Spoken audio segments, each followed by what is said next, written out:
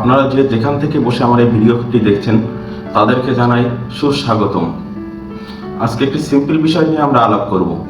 সেটি অতি সাধারণ হলেও কেউ এর আগে হয়তোবা এই বিষয়টি নিয়ে আলাপ করেনি। এটা হচ্ছে হাতের নখ। হাতের নখ হচ্ছে এমন একটু আঘাতি করে অনেক কিছু আপনি বুঝতে পারবেন আপনার শরীরের অবস্থা কেমন। এটার কালার চেঞ্জের উপরে ডিপেন্ড করে আপনার সাধারণত বোঝায় যে আপনার শরীরের ইন্টারনাল অর্গান কেমন। যদি আপনার হাতের নখের কালার হলুদ কালারের হয়, আপনি বুঝবেন যে এটা লিভারকে ইন্ডিকেট করছে যে আপনার লিভারের কোনো সমস্যা আছে। আবার দেখা যায় যে অতি সাদা হয়ে থাকে হাতের নখের কালার, অবশ্যই আপনি ধারণা করে নিতে পারেন যে আপনার কিন্তু হিমোগ্লোবিন কম।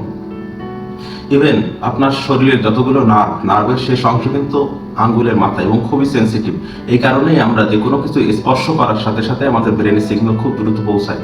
নখের উপরে কোনো কিছু পড়লে মনে হয় কি আমাদের সারা শরীরের ব্যথা যেন ওখানেই আসছে। আমরা অনেকেই আছি নখের কোনো যত্ন করি না।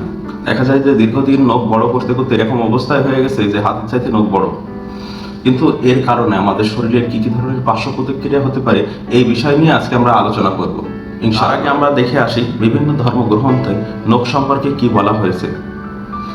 আমাদের মুসলিম ধর্মে বলা আছে পরিষ্কার পরিচ্ছন্নতাই ইমানের অঙ্গ। এছাড়াও নখ চুল দাড়ি সম্পর্কে মাজা হাদিস নম্বর 292। এখানে নবী করিম সাল্লাল্লাহু আলাইহি সাল্লাম সাহাবীদেরকে বলেন যে তোমরা 40 দিন অন্তর অন্তর তোমাদের নাভির নিচের অংশটা পরিষ্কার করো, নখ কাটো এবং বগলের লোমগুলো পরিষ্কার করো। মুসলিম শরীফ হাদিস নম্বর 258। নবীজির 5টি পন্থা, সেই 5টি পন্থা হচ্ছে খতনা করা, 2 নম্বর নাভির নিচে চুল কাটা, বগলের পশম উপড়ে ফেলা, গোঁফ কাটা ও নখ পরিষ্কার করা।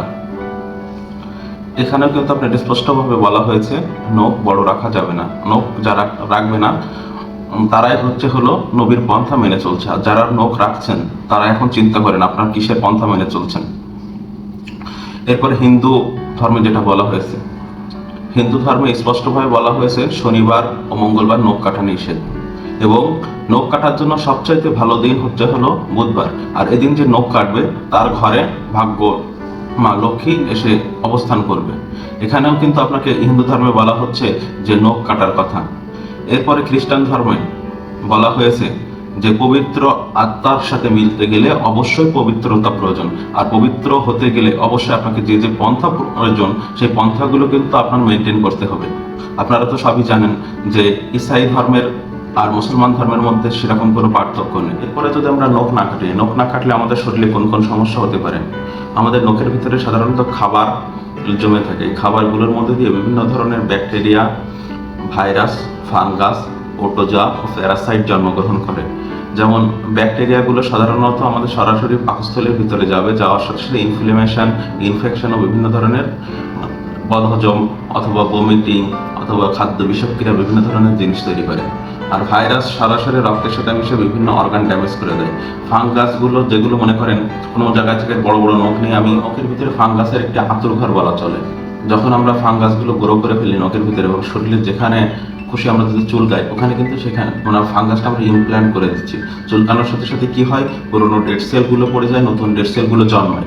এই জন্মানো নতুন ডেড সেলগুলোতে কিন্তু ফাঙ্গাস খুব দ্রুতই গ্রো করে থাকে।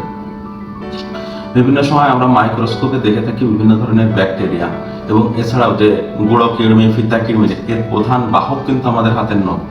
তাই আমাদের উচিত যে নখ বড় না রেখে নখগুলো ছোট করা। আর ছোট নখের সুবিধা অনেক বেশি, আর নখ যতই বড় হবে দেখা যায় যে নখ উঠে যাওয়ার সম্ভাবনা থাকে। ব্যবহার করার পরে বড় নখ থাকার কারণে আমাদের দেখা যায় যে বিভিন্ন ধরনের কৃমির লার্ভাগুলো নখের ভিতরে থাকে। সাবান ঠিক মতো পৌঁছায় না।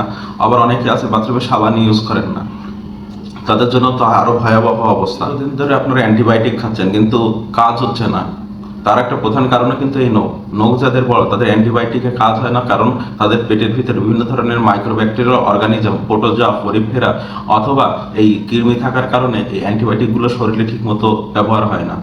এই আমাদের শরীরে রক্ত শূন্যতার আর একটা কারণও কিন্তু কৃমি অথবা এই ব্যাকটেরিয়াল ইনফেকশন। তাই সবাই সচেতন হন, নিজের নখ নিয়মিত পরিষ্কার করুন। আজকে আমার ভিডিও এ পর্যন্ত। ধন্যবাদ। আবার যে কোনো একটি অ্যাডভাইস নিয়ে আপনাদের সামনে নিশ্চয়ই আসবো। আল্লাহ হাফেজ।